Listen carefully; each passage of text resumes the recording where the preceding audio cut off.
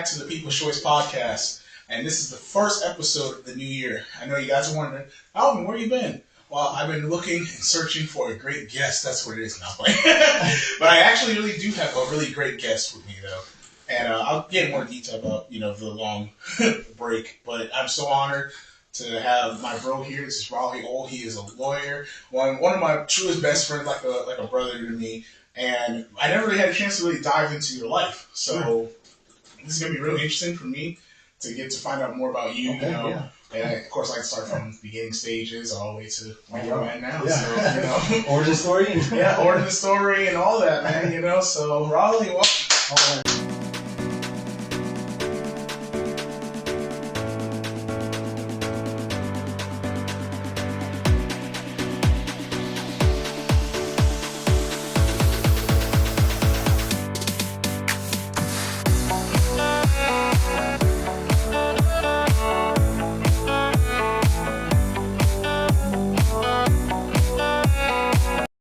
I appreciate it, Alvin. I appreciate being a guest on your People's Choice podcast. It's truly an honor for me to be in the same class as some of your previous guests. So no, I truly appreciate the invitation to be here with you. No problem, man. For a long time, I wanted to get you on here. We could just talk more about, for later on. But it's been a while. So I've been working on this for a while, my peeps. Like, you have no idea. But I'm so glad we finally got this going.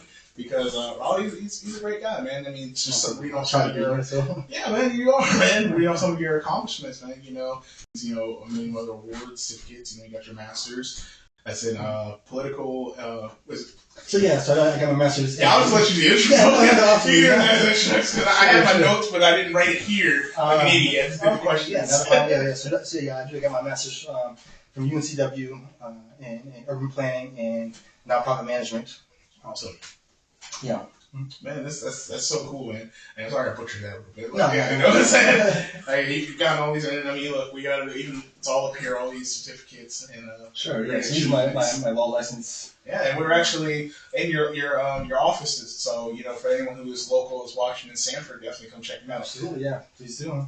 So I got my questions here, so I guess we can get started. This is a first for a long time, being in person. So it's like, wow, got questions and moving this around. But that's what makes the People's Choice podcast so great. It's that it's all organic, it's all natural. So first question is, so when you were 4 years old in Pittsburgh Mall, you stopped into a leather apparel store. Do you remember the comments about the leather attached case? Sure. Yeah. I think it was about 3 or 4 years old. So my father, as you know, is from Pittsburgh area. So where my keys? You already know. Yeah. So several times a year we would go up there, visit my family, extended family up there. Maybe about 3 years old. We were in Monroeville Mall. I remember we walked by a leather store and I saw a briefcase. And I was very intrigued. And it looked very fashionable, very professional, and I told my parents, I said, one day I want to be a lawyer, because they were telling me, lawyers carry these, and I said, okay, so one day I want to be a lawyer, not knowing exactly what that entailed, what being a lawyer meant at 3 years old, and all the steps to get there. But I just thought the idea of carrying this leather case and being well dressed was an aspiration to be, and so yeah. That is awesome, man. So, do you remember what type of leather case it was? Or I should say, now that you are a lawyer, you're walking those shoes. What's your go-to leather case? Oh, yes, I'm actually. That's a shame. I don't have a leather case that I carry. I just. Oh, no! I think, in our age of technology, everything's just in my laptop here. That's my leather case, more or less. For everything in that. Maybe one day soon I'll get one just to carry around and I feel that my 3-year-old dream of. I'm saying, I finally got the leather case. Speaking of apparel, even because I try to dress up for the occasion. Probably looking very sharp there. Oh, thank you. You're always looking really sharp. I wanted to bring that out. I'm gonna say, what's a go-to suit for you? What's a good suit that you like? I don't have a particular brand of suit, but just a gray suit I think is good for any occasion. Match a lot of different undershirts or t-shirts, and I think as long as you have a gray, a black, and a blue suit, these are the main 3 go-tos, and you can switch it up and. Yeah, see, I went with the black. I thought it was pretty nice. Absolutely. Yeah, exactly. So we're talking about apparel. That's how what's the go-to suit? But let's go to the next question. So, in Germany, at the age of 10, you promised to help your mom with a legal issue. What promise did you make to her? Oh, wow, yeah. So when I was about 5 years old, we moved to Germany. My father was in the Air Force, so he was stationed in Ramstein. And while we're living in Germany, my father had what they call TDY, temporary duty stations to other countries, and so he would often leave us back home. And without incriminating my mother, she got into some an incident on post or on base, as the Air Force calls it. And she came back home, and she was very frantic. And I told her, I said, "Oh, don't worry, Mom. When I'm a lawyer, I'll get you out of jail." So fortunately, my mother didn't have to go to jail. 20 years later, it would have been oh my goodness, still sitting there. Man.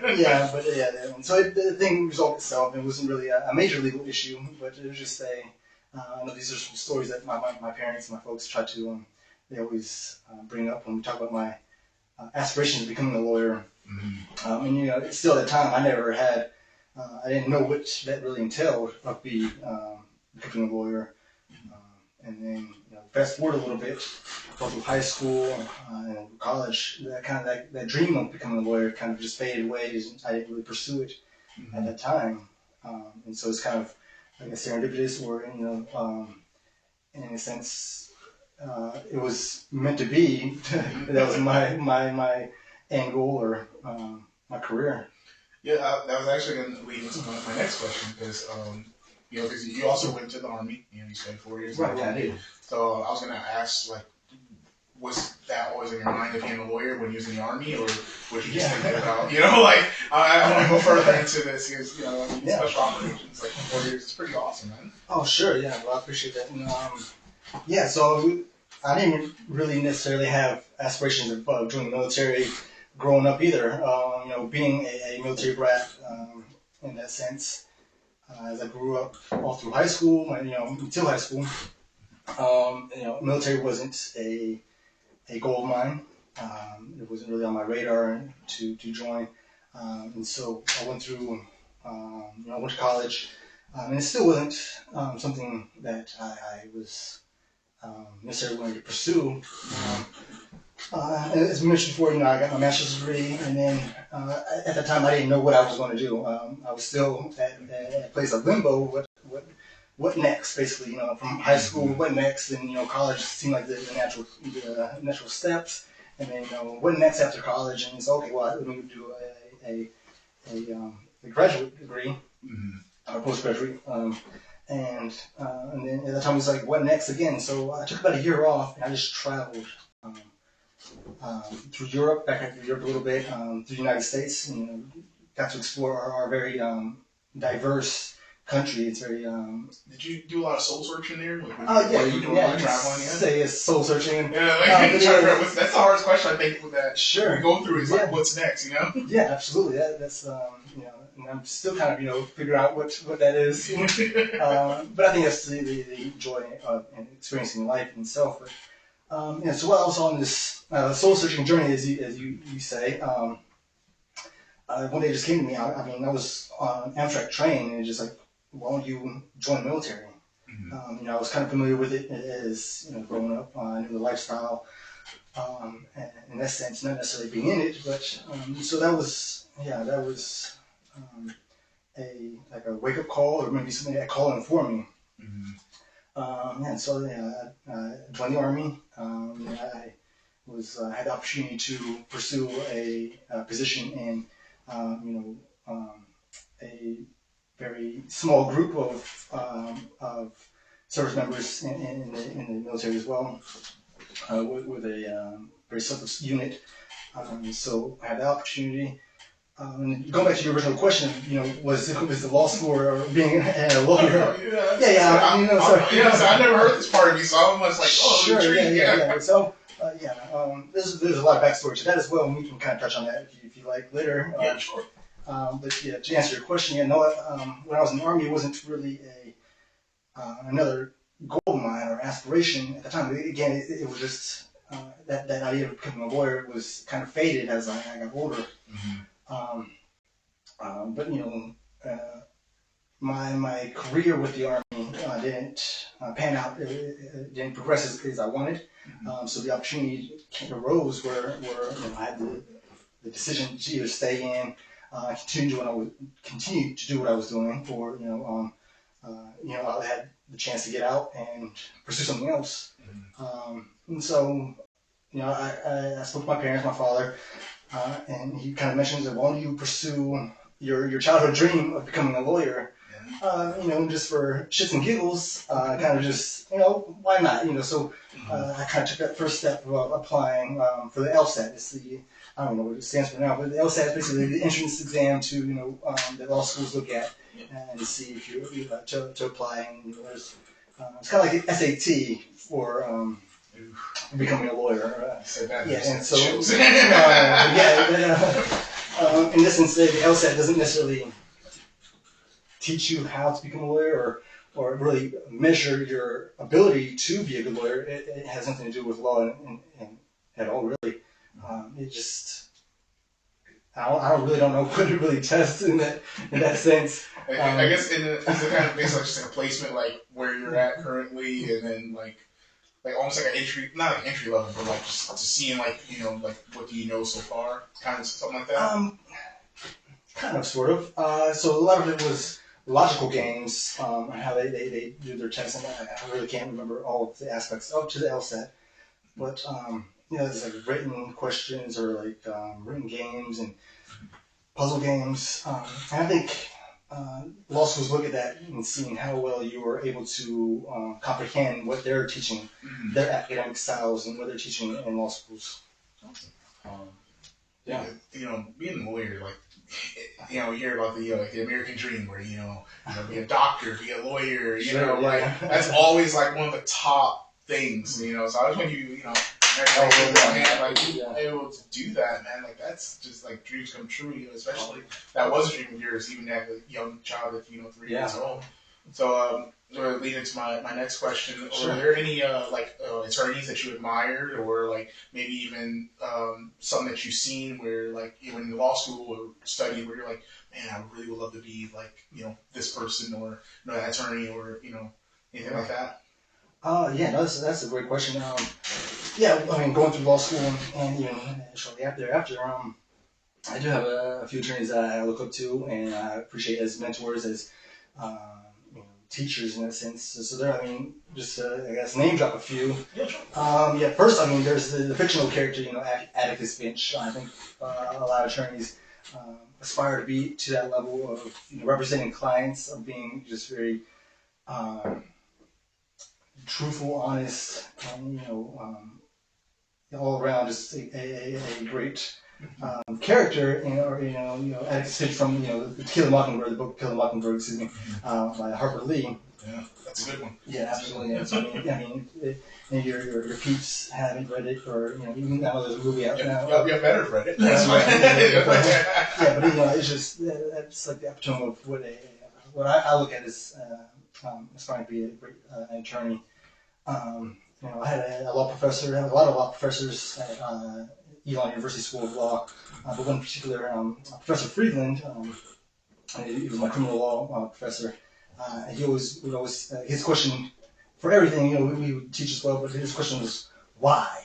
Why are we doing this? Why, particularly, why did you come to that solution? So that was always like the back end questions, like why. So it always made us really think of what the why is. Sometimes I still can hear his voice and just like, oh, why? Okay, and when I'm working at client matters, whatever it may be. And I had a great mentor attorney, James Wilson at James Barrett Wilson Associates Law Firm in Winston-Salem, North Carolina. To kind of name drop but I think big shout out to all of you guys.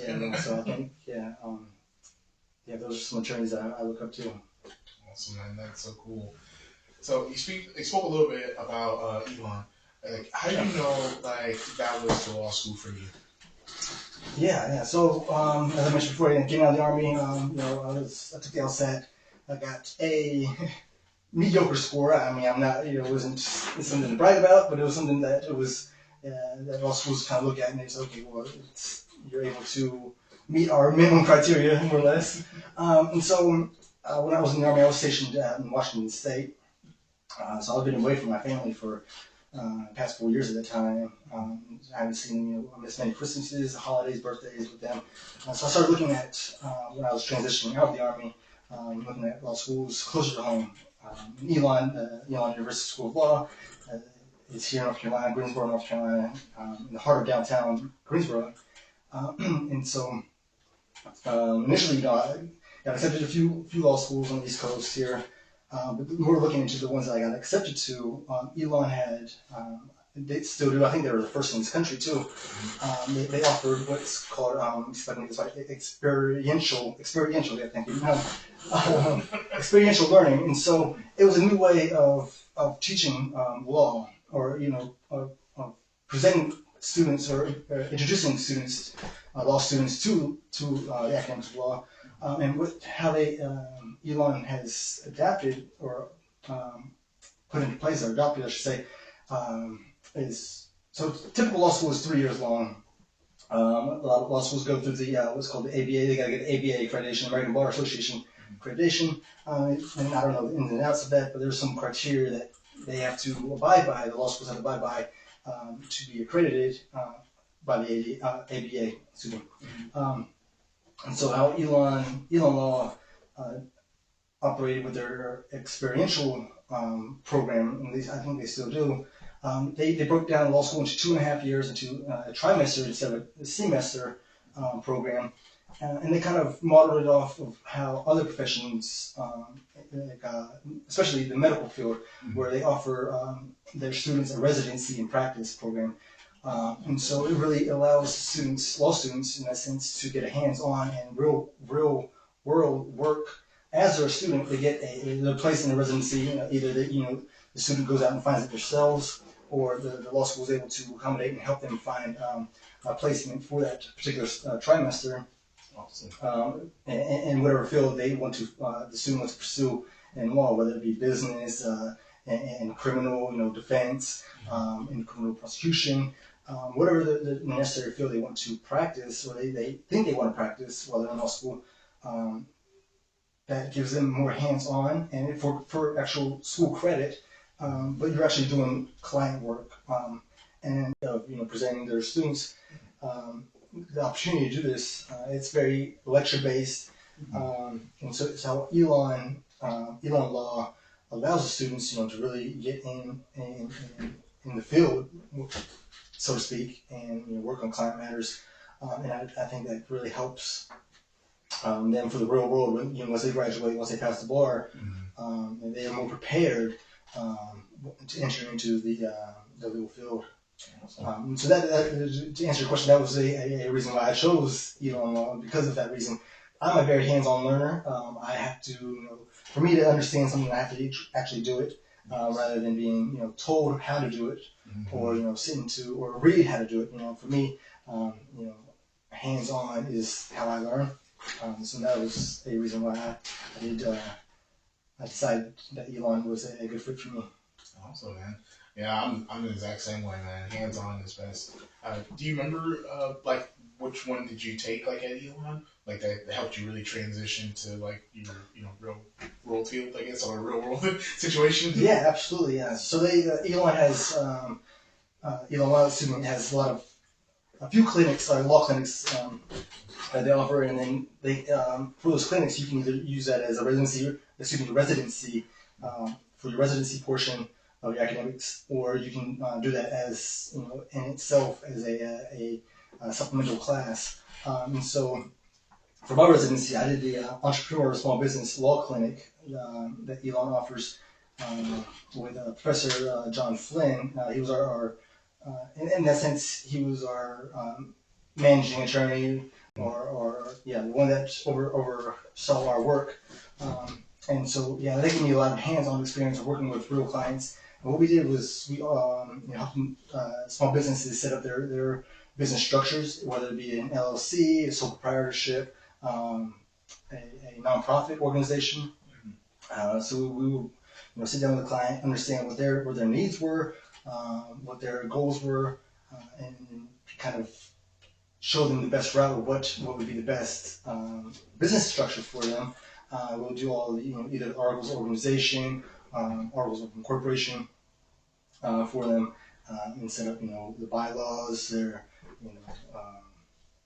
we'll just walk them through the whole process and set that up. And I think that's still a great resource for that that area for small businesses to take advantage of. 100%, yeah, especially really since COVID, where you was hearing a lot of people trying something, starting their own business because, let's say their job or, their own business, they had to, close down, so they're trying something new. So especially for anyone who's interested in, starting your own business, Mr. Man, hit up right here, man. Get some advice,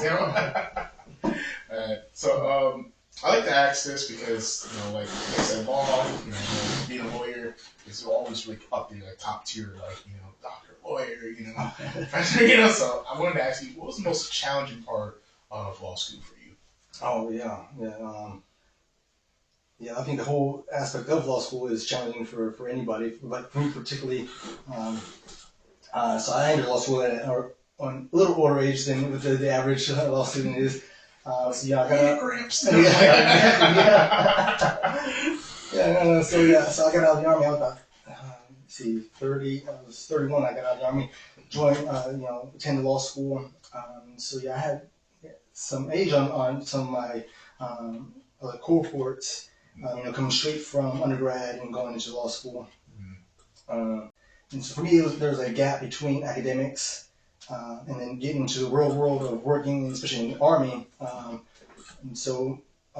Transitioning back into an academic setting and mindset was a big challenge for me. Basically, it's learning how to learn again in that sense of being a student. Not only being a student, but then learning the aspect of what was being, the substance of what was being taught in law school, all this new material. And so it was more or less a fire hose of information taken and trying to kind of juggle that dichotomy in the sense of, how do I be a student again, but then learning all this material that's so in depth and time consuming and not that necessarily what is taught, at the level of undergraduate. So, even at that level of academics where they're teaching at a higher standard of what is expected of their students. Law school is a very competitive program all around throughout the nation, and it's law school that you go to. And so then there is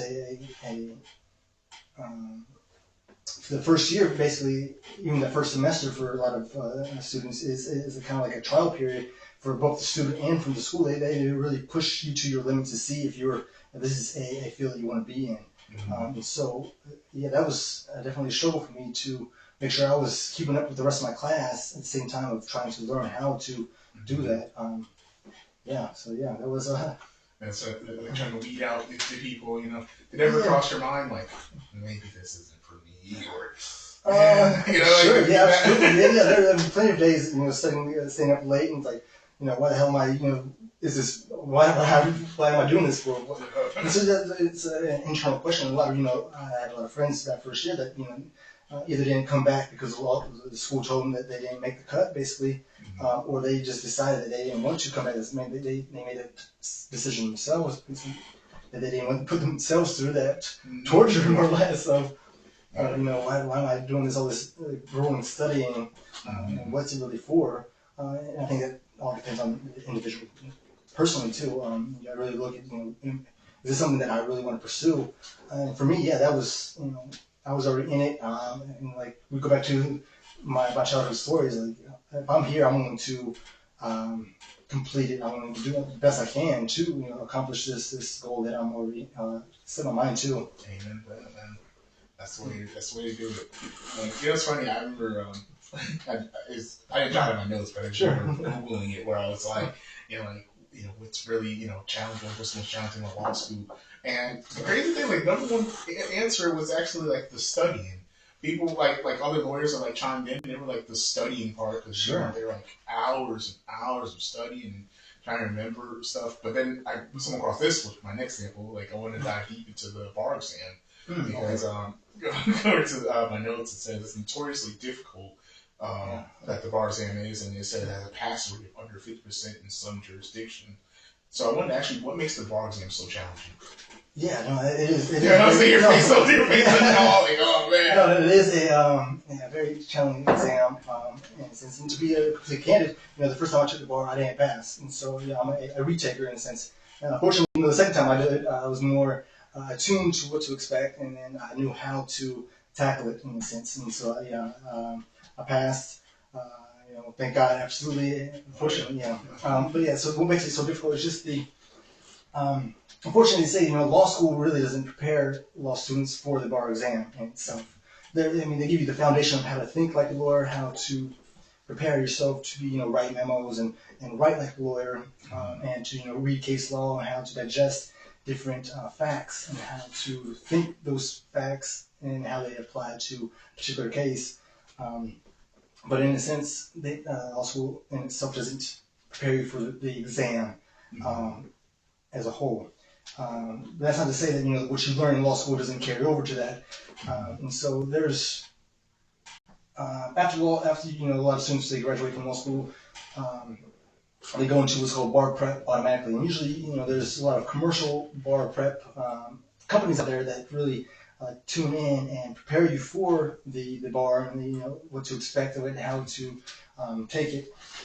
And so there's a lot of aspects and factors that make it difficult because one, you're studying all aspects of the law. There's from criminal law to evidence, criminal procedure, civil procedure. There's torts, which is the civil side of law. So there's that. There's real property.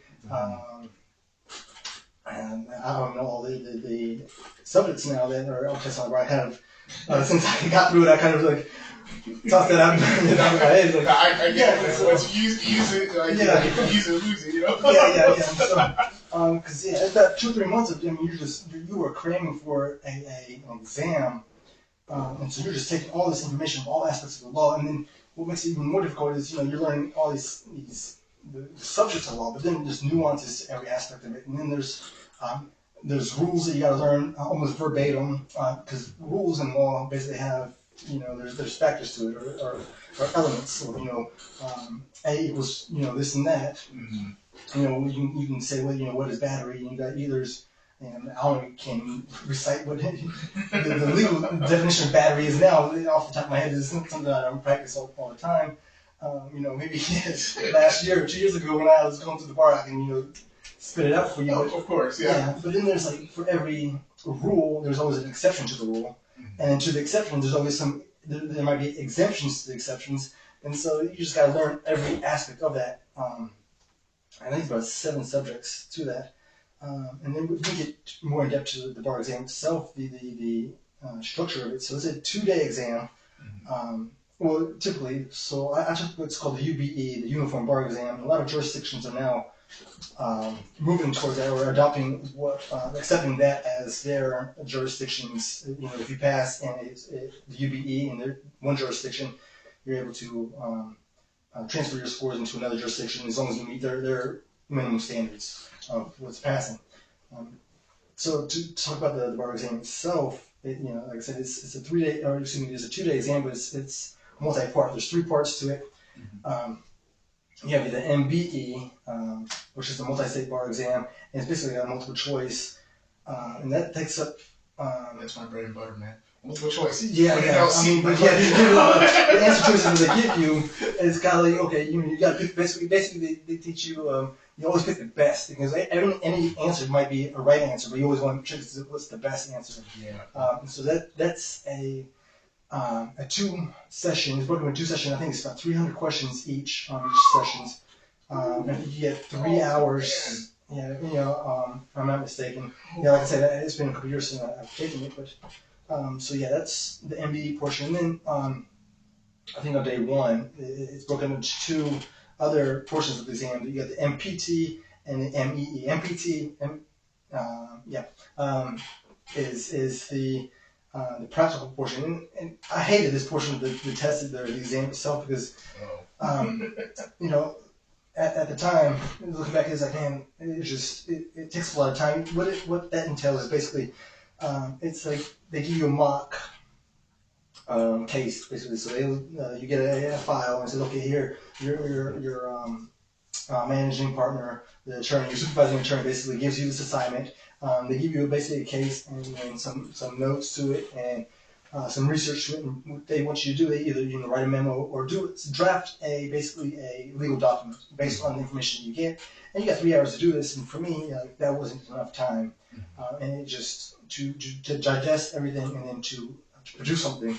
And so that's the only reason I really didn't like that aspect of it. But looking back at it, I think that's the most practical portion of the exam, because it really teaches attorneys what, in the real world, what to expect. You don't, I don't get a multiple choice sheet when a client comes in. Oh, here, marking these bubbles. What's the best answer for me? So, looking at that portion, it's kind of like. If that was the case would be so much easier. Yeah, absolutely. Okay, yeah. Let me just guess here, basically. But, yeah, and then so there's that. And then you got the MEE, which is the essay portion. And then you have 6 essays you have to write. And they teach us in law school, a certain structure of how to write, basically the IRAC. IRAC structure, writing memos, whatever it may be. You got IRAC, you got the issue spot, what's the issue here? Okay, this is the issue, dog bit man. Issues, it might be battery in that sense. I'm sorry, that's a good example. Yeah. So yeah, then you got the R part is what's the rule to this? Okay, so the issue dog bit the man, that might be batteries. That's funny. I'm a visual person. I'm thinking literally a dog biting, man. He's coming to you like, man, I'm suing this thing. The owner of the dog. Absolutely. So. And that's good. Yeah, then you'd be a good lawyer because it's very visual. You gotta visualize it too. So then you just you put out the rule. What's the rule to this particular issue? And then you gotta look at the facts of what's surrounding that situation. So that's the analysis part, the A, and then the conclusion. Basically, you tell, okay, based on what what the issue is, what the rule is. Here's my analysis. This is what I think. Yeah. So I'm thinking like Rottweiler or something. Oh, sorry. But yeah, that's man. I can see why, because when I was doing it, it was like, there's the passing rate is under 50%, for the first time for people to take it, and it's like hearing 300 questions, 2 days, this is a lot to take in. Yeah. My goodness, man. So another round of applause for you. You got through this, man. And there's a lot of attorneys all attorneys that go through it. So, yeah. And I'm not nobody special at all. If I think I can get through it, I think anybody can. I mean, in that sense, it was like I said, if I can do it, I think anybody could. So you just put your mind to it, and then Don't tempt me now. I might have to. All my pieces, man. That'd be cool, wouldn't it?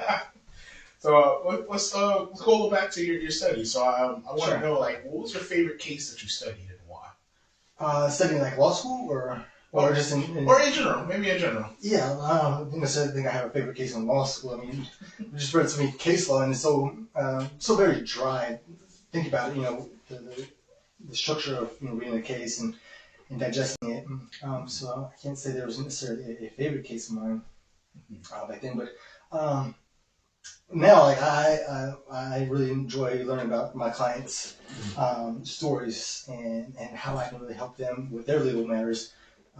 So not to say I have a favorite case in that sense. Every client is basically my favorite client. Make sure worded differently, maybe favorite trial that you studied where it was really intrigued you. Sure. Okay. Yeah. There was a case, I don't know if a lot of people remember. It was the Terry Schreiber case down in Florida. I think Governor Bush, President George Bush's brother, was governor of Florida at the time. That's the case. I recall.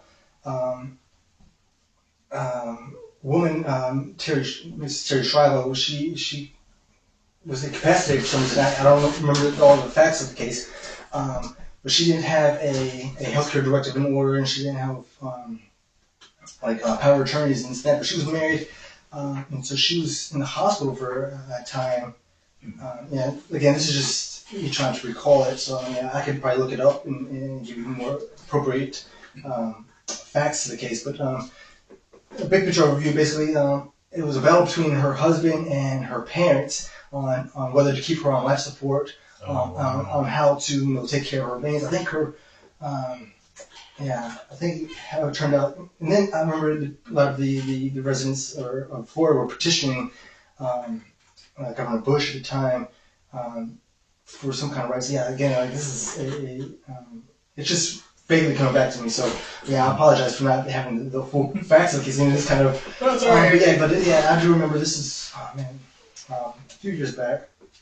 And I'm sure a lot of your listeners, if they want to look it up, it was a very national. I believe it was national news, and it was just a sad, unfortunate case. And that's a lot of my practice is based around that, or estate planning, how to prepare for situations like that. They're unexpected. You never know, what could ever happen to you. And so a lot of my practice is preparing for the unexpected, and how to really educate my clients.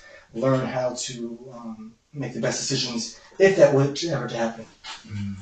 And that's such a crazy case, to even think like the battle between your parents and your lover to keep you on life support. That's interesting. And I kind of remember hearing about that years ago, but it's kind of mine's going back a little bit. But I'm just like, wow, that has to be such a tough thing. Just thinking of family members, what is what, Right, yeah, and who has that ultimate right at the end of the day? I mean, was it, her spouse, was her parents? And I think that was the big question was who ultimately has this right. She didn't have, as I recall, she didn't have any decisions in place, unfortunately. But I think the outcome of the case was that they eventually took her off of life support, and she unfortunately passed away. And so I remember that was a heartbreaking case to learn about.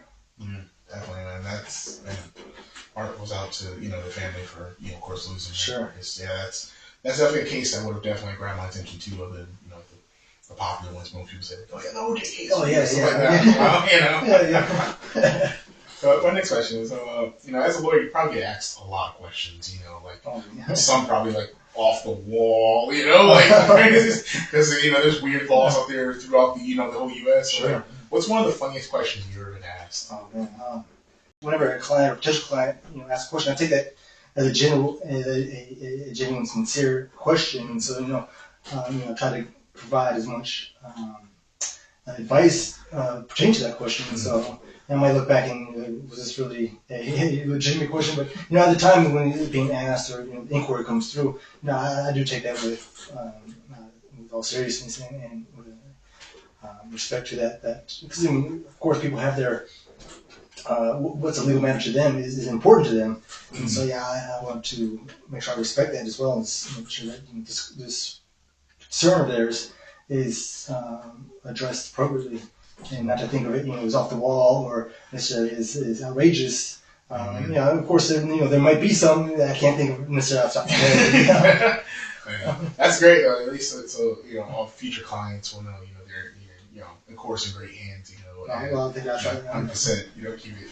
Yeah. So I just think of I don't know why what kind of question I'm thinking of someone just approaching a lawyer so if I beat this man, but if I use, let's say, this microphone here, is this still considered a deadly weapon, or is it something I did so much research and different things that people have asked lawyers, and some of the questions I was seeing was just off the wall, there was one actually bring back to the dog thing. This is why I was laughing because not an ex, I'm sorry, but a woman caught her boyfriend at the time cheating on her in their home and stuff. So she sicked her dog actually on him, and then he sued her for that. And I think he was trying to get her for attempted murder or something like that. Yeah, it was crazy.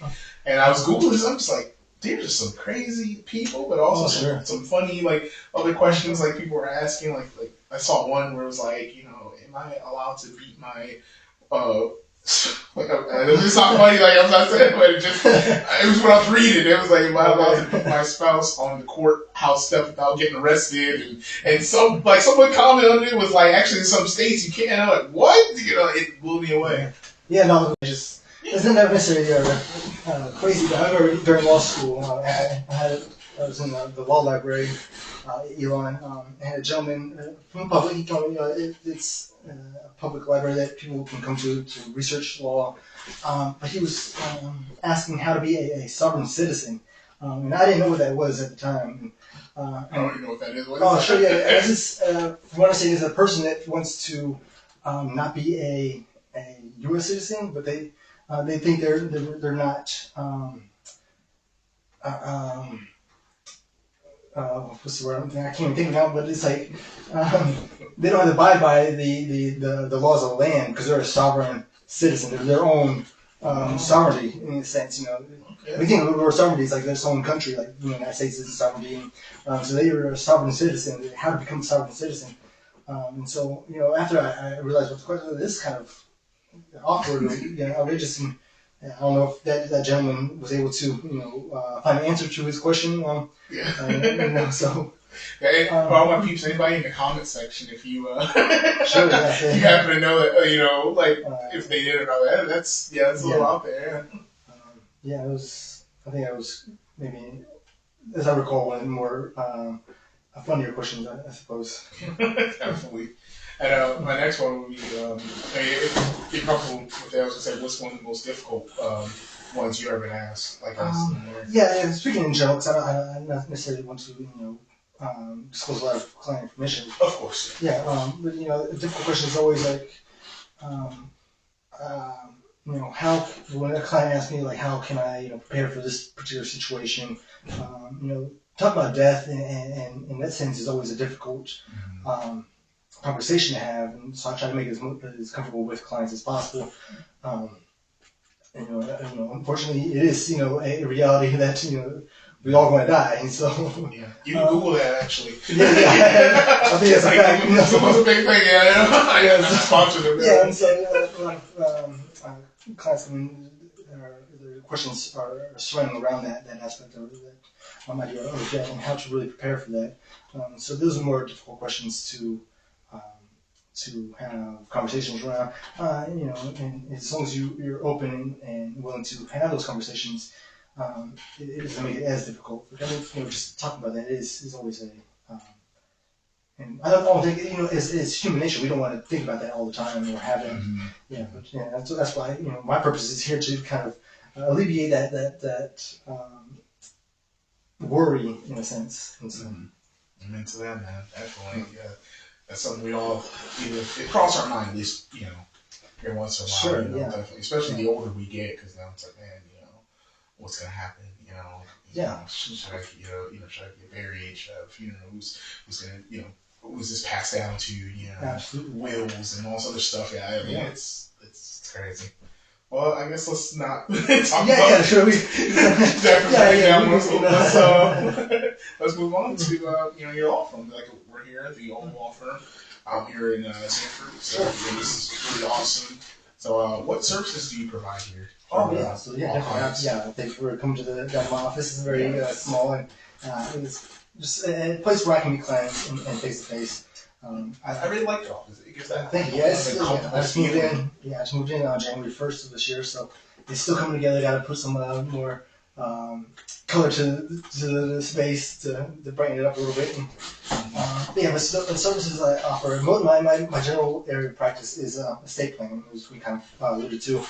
So I really, what I've tried to really portray is life and legacy planning, because a lot of times people think of when you say the word estate planning that it's more for like the ultra wealthy people that have estates, and what really is an estate. So what I try to encourage and teach is basically everybody has an estate. I mean, if you're an adult, anybody over the age of 18, you have an estate. Your body, your person, what happens to you as a person is part of your estate. And it's not necessarily just what you have in terms of monetary or your physical possessions. A lot of people allude that that's what your estate is. But I think more what I try to teach is that your estate is what you want to pass down and create as a legacy. What your wishes are, what your goals are, what your values are in terms of what you want to pass down to your future generations, and generations that you may never get to meet, but they at least have an understanding of who you were, and then what their great grandparent was like, and so that entails the services in terms of my estate planning side, making sure that your assets are really protected. We want to talk about the asset stuff. Move to the assets, but the majority of it is the legacy aspect of my estate planning side. And also offer immigration work. I do green card applications, family petitions to immigrate to the United States. So if either you're a U.S. citizen or if you're a legal permanent resident, green card holder in the United States, and you say you have a relative, an immediate relative, or a relative that falls within the family preference category that lives abroad, and they want you to come to the United States and immigrate, become a citizen, I help with that process. And for individuals that have already went through that process and have their green card already, I help them. If they want to become a citizen, I'm able to help with that application process, help guide them through those steps. I'm also an accredited VSO, which is a Veteran Service Officer, which I try to give back to that community coming out of the Army. Try to help the veteran community as well, understand the benefits that are entitled to them, and their family members as well. A lot of us, and speaking as veterans, we don't necessarily understand what our benefits are, how to apply for them, how to get them. And so, as a VSO, it's another area of my practice that I try to help out that community. And with that respect, there are, not to try to divert or anything, but there are other organizations out there that they charge to help veterans to get their particular ratings or their disability ratings.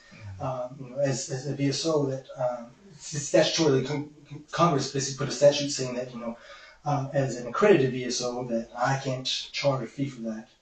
So for that service, to help for the benefits.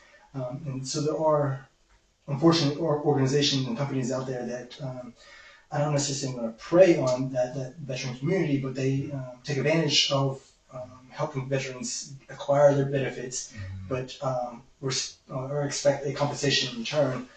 So any of your peeps out there listening that either are veterans or currently in the service and are getting out, there are resources out there that are free to them to acquire their benefits. That's awesome. And then what else did I do? Started getting into real estate closings. I have a good friend, she's across the hall, that she mentioned this office to me. Her name's Alvin Peoples. So a little shout out to her. And so if you looking for a realtor in the Sanford area, Sanford, Fayetteville, in this area of North Carolina, Say Something is to go to. So we offer that as well. That's awesome, man. That's awesome. You were definitely the person to definitely get in contact with. Sure. All that, and I definitely, for all my peeps that's watching, definitely we'll have you. I can go to my. Normally I ask that later on, but it's a great time to plug it in. So where can all my peeps find you? On social media, and I'll put it in the screen, of course, pop it up. Sure, yeah. So if you want to contact me, you can email me. Email is info at ohlawfirm.com. That's OHLLAWFIRM.com. I am on Facebook, one of the law firms on Facebook. You just look up the Ohl Law Firm. I don't know, I'm not as adept to social media as I should be. Well, I will add to you. Sure. You do share some awesome articles too, by the way. Okay, well, I appreciate it. Facebook, I try to share as much as I can. Yeah, I appreciate it. I'll try to stay up to date on that and just try to educate the community in that respect. But like I say, I'm not as social media adequate as I guess I could be. Maybe I need to get a social media expert to help me out in that respect. We're all learning. The algorithm keeps changing, you know? I was say we're all learning. Like, on this podcast is like, the algorithm keeps changing. It's like, you think you got it, like, oh, this is the formula. Nope. Yeah, if you want to call my office number is 919-375-6975. And you feel free to give me a call. I'll be happy to talk with any of your listeners or your peeps. And see, how I can be able to assist. Yep. Thank you, man. And I'll definitely have that in the description. And of course, I'll have it on the video graphic as well. Sure, yeah. So I know, I said that towards the end, but, I thought, as we're talking, like, wait, put that out there. Yeah. So, you was born on your law firm. So, I always like to talk about, like, personal goals and, like, plans. So, where do you see, your law firm in the future? Or, goals that you have also for the future?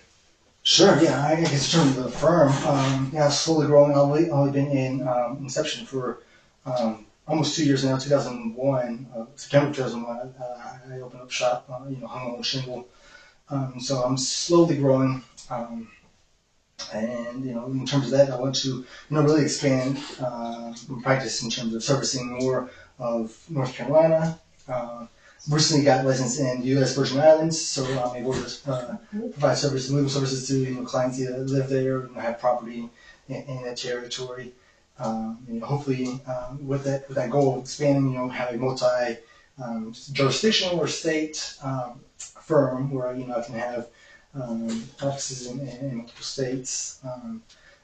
Thinking like more short term growth. I like to have a staff practice. Right now, it's just me wearing multiple hats, and so that can be entertaining to say the least, or very time consuming. But it is in that respect, it is a learning curve for me because I'm trying to run the business, run the firm, as well as handling my clients' matters. It is. I know I absolutely enjoy it though.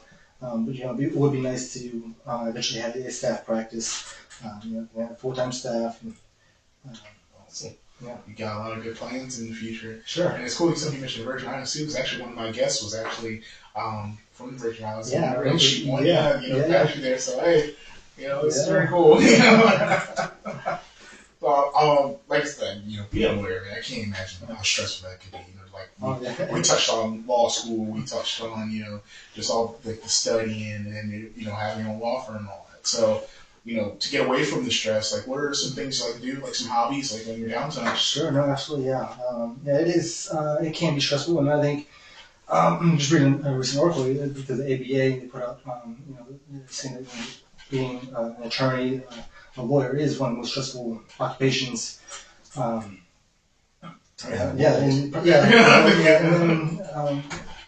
to say that's an understatement, but coming from a military background as well, that is being in that stressful environment.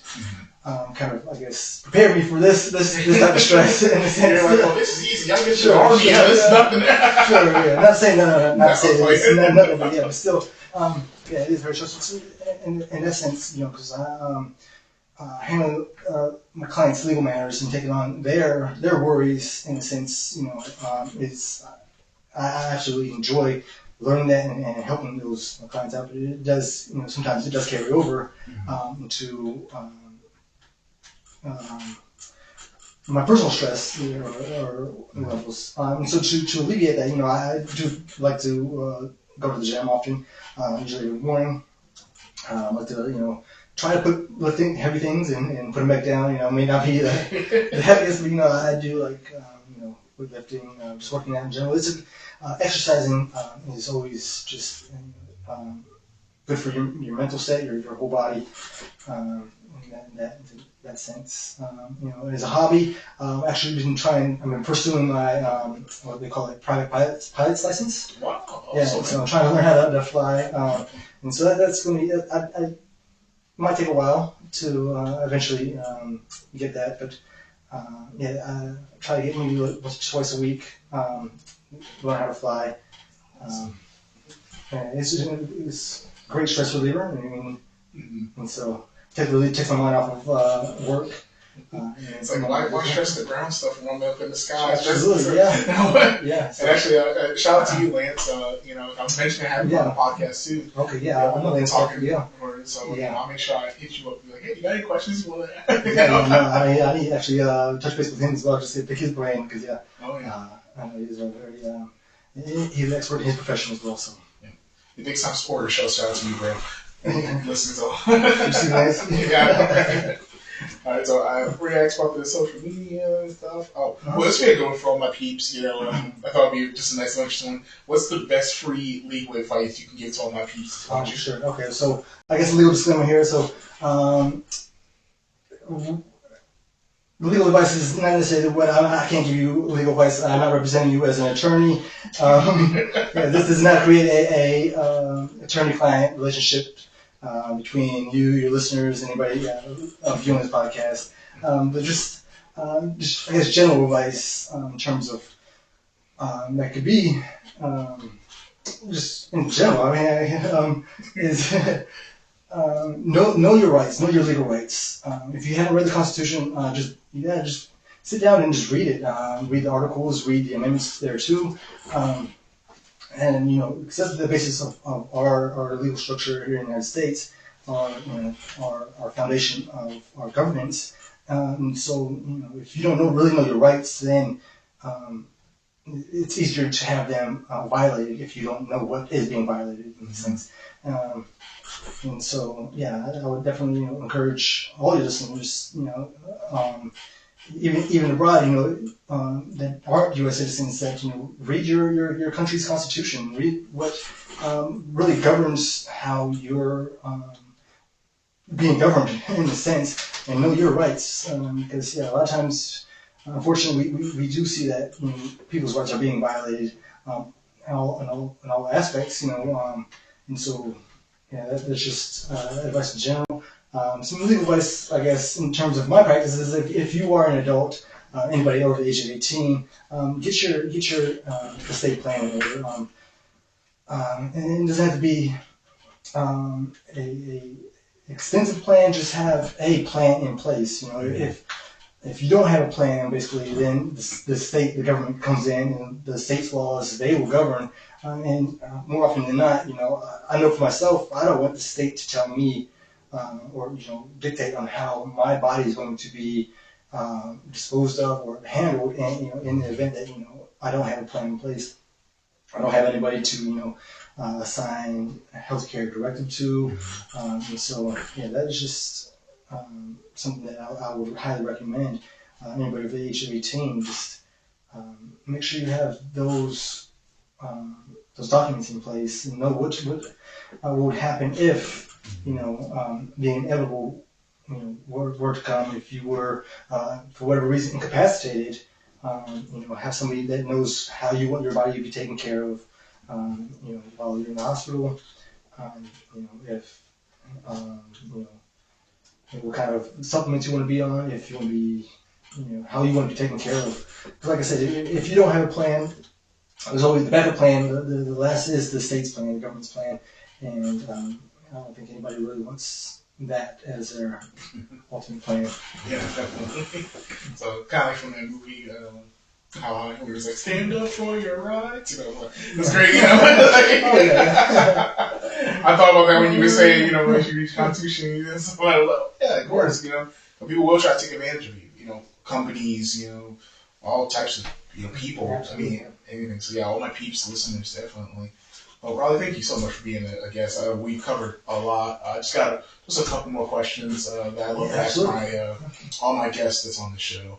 So I'm a big quote guy. I love quotes. So, like I say, I tatted on me and all types of stuff. Yeah. They can't see because it belongs to me. Likewise, so you gotta. Yeah. So, what is your favorite quote that you lean on for good times and bad times? I'm always a viewer of yours as well, so I was kind of trying to prepare for this, and yes, I have. It might be a few quotes, but I think it's very simple. I'm sure maybe you listened to probably heard this before. I think it's just in general quote is all around good. It's life is really simple, but we insist on making it complicated. And I think that's a tribute to Confucius. But I mean, it's just I think in the essence of it, we are making it more complicated than we really need to be. Life is, how I look at, not trying to get philosophical or too deep, I think we're all here just temporarily, so it's a vacation in a sense. So you're supposed to enjoy it, not necessarily make it as complicated. And I know it's easier said than done, but I think, sometimes I got to remind myself that as well. And there's another quote I like. It's from the author Douglas Adams from his book The Long Dark Tea Time of the Soul. The quote, if I can try to remember it, it was, I might not have gone where I intended to go, but I think I have ended up where I intended to be. And so it's really, for me that kind of resonates because, my journey to get, where I am today is not necessarily how I planned it. It's not the ultimate route, but I think, I'm intended to be where I'm at. Absolutely. And I think a lot of that, goes to, the Almighty. Absolutely. I think first and foremost, and always give thanks to God Almighty for everything that I've accomplished in my life. Because I really couldn't have done it. This is not about me. This is.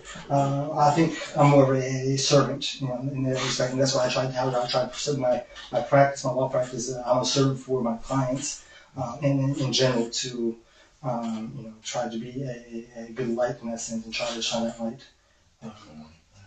I love that. That was some great quotes you got there, man. For real. Oh, yeah. And just my last question is 3 things that you're grateful for in your life, because gratitude is a big thing. I love that. Absolutely, Yeah. It keeps me grounded. So what about you? I mean, if you do more than 3, that's perfect. Okay, no, actually, I agree, man. Gratitude is, I try to be grateful for everything. And as I mentioned, first and foremost, is I'm grateful for the life I'm living. I can give all glory to God Almighty always. Without that, none of this could be possible.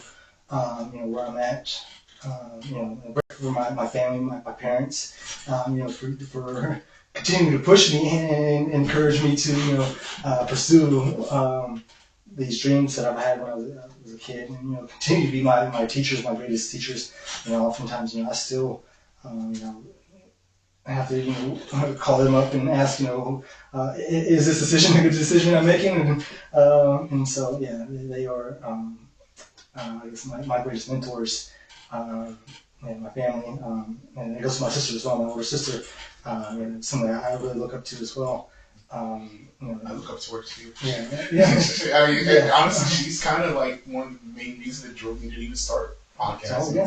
How she's done, with the radio. Absolutely. So hopefully we can get her on here too. That's the goal. I told her one time before, I was like, I'm going to have her on when she drops her book. I thought it would be perfect. Yeah. Oh, yeah. A good time to plug it. Yeah. And so, and then I think just grateful. For you, Alvin, for this opportunity to. It was a privilege for me to be a guest on your podcast. I was very humbling for me to be here. So I appreciate it. Thank you. No problem. Thank you for being a part of the People's Podcast family and joining this nice line, elite guests that we've had. It's great. And this is like 4th or 5th in-person interview, so it's new feel. New year, first episode of the new year. So sure. Episode 23, I feel it's gonna be really great for both of us. Rolie, man, thank you, man. All right, appreciate you, brother. I appreciate you. Yeah. All right, let's get a picture. The thumbnail. Nice. Thank you, brother, for everything. Yeah. Have a great one, man. All right. Well, thank you.